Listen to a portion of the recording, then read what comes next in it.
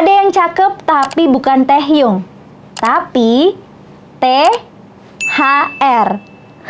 Ada yang bagi-bagi tapi bukan jabatan, tapi THR keponakan. Tunjangan hari raya atau THR, satu hal yang sering kali disebut sejak hari pertama puasa atau jauh sebelumnya. Pertanyaannya, tahun ini dapat THR berapa ya? Apakah full gaji atau cuma setengah? Setiap jelang hari raya Idul Fitri, para pekerja atau keponakan yang punya tante dan om bekerja katanya wajib dapat THR. Emangnya wajib diberikan ya?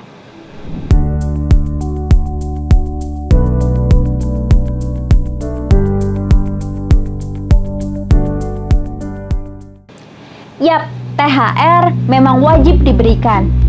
Buat para pekerja, THR itu hak pendapatan yang diberikan oleh perusahaan atau pemberi kerja menjelang hari raya keagamaan.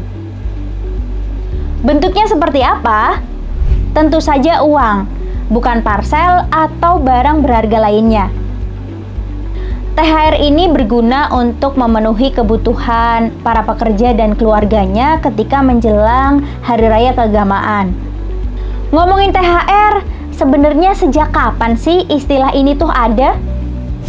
Soalnya buat kakak-kakak kayak kita yang punya keponakan, jadi kena juga kan setiap lebaran harus ngasih THR? Gimana sih tradisi pemberian THR dari masa ke masa? Nah, ini yang menarik. Tradisi bagi-bagi uang menjelang hari raya keagamaan ternyata hanya ada di Indonesia loh. Pemberian THR itu kultur secara turun-temurun yang dimulai sejak pasca kemerdekaan. Lembaga Ilmu Penelitian Indonesia atau LIPI mencatat, THR pertama kali di Indonesia terjadi di tahun 1950-an. Kala itu, THR diberikan pada Kabinet Sukiman Wirjosanjojo yang tujuannya untuk meningkatkan kesejahteraan para pegawai negara atau aparatur sipil negara atau disebut sebagai pamong praja pada saat itu.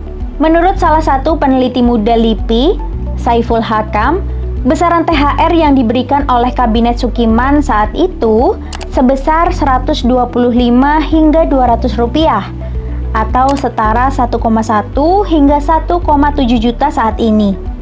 Uang tunjangan ini diberikan kepada semua pegawai pada akhir bulan Ramadan. Namun lambat laun, para pekerja lain di luar ASN menuntut hak yang sama. Mereka menuntut diberikan THR juga. Dan hal itu pun terwujud. Meskipun pada mulanya pemberian THR itu cuma bertujuan politis, yaitu cara Sukiman mengambil dukungan dari ASN, namun budaya tersebut hingga sekarang tetap dilestarikan, bahkan ada aturan jelasnya. Sejak saat itulah, THR jadi program rutin pemerintah Indonesia. Bahkan hari ini kalau ada perusahaan yang nggak bayar THR karyawannya, bisa ditegur pemerintah dan dapat penalti.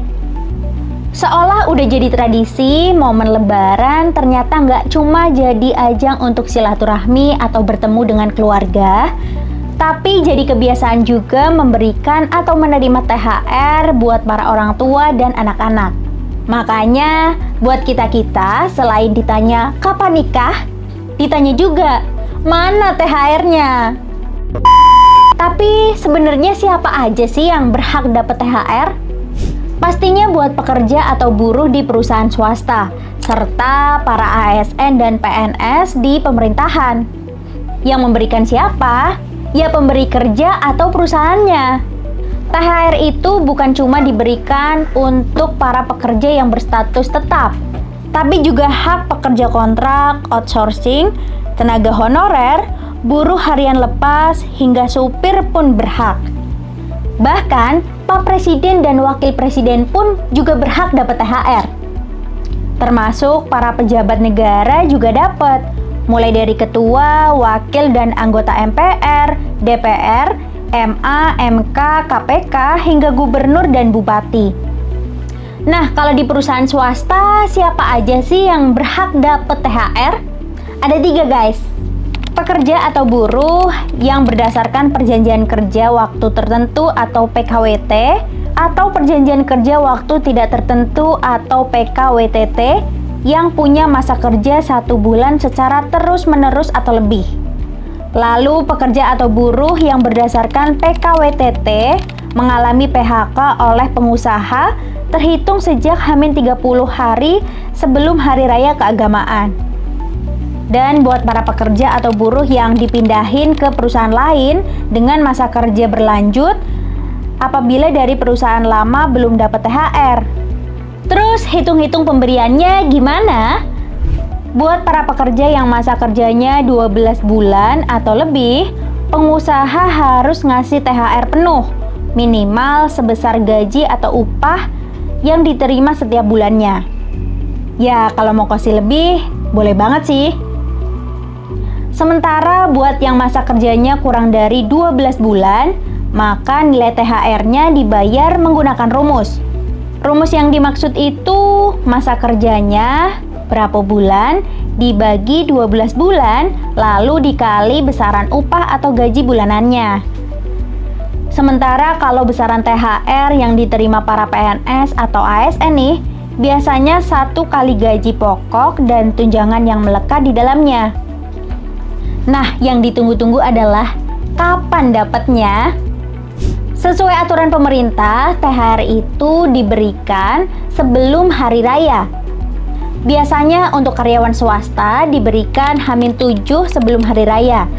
Sedangkan buat para PNS atau ASN diberikan H-10 sebelum hari raya.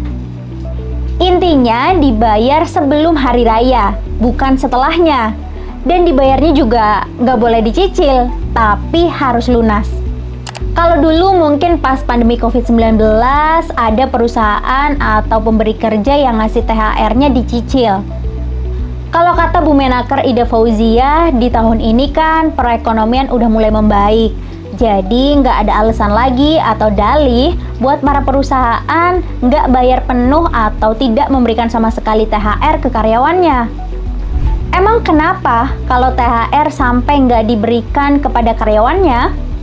Tentunya ada sanksi buat perusahaan yang nggak ngasih THR ke karyawannya.